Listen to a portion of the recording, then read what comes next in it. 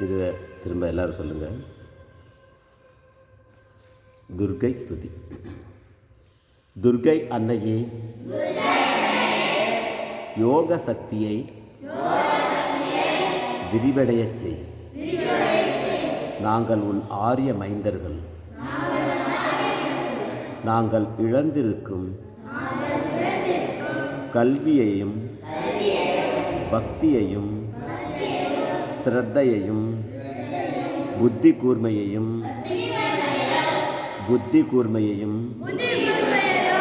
உயர் இயல்பையும் பிரம்மச்சரியத்தையும் தவ வலிமையையும் உண்மை அறிவையும் எங்களுக்கு மீண்டும் மலரச் செய். இவை அனைத்தும் உலகுக்கு அளி. ஓ உலக அன்னையே,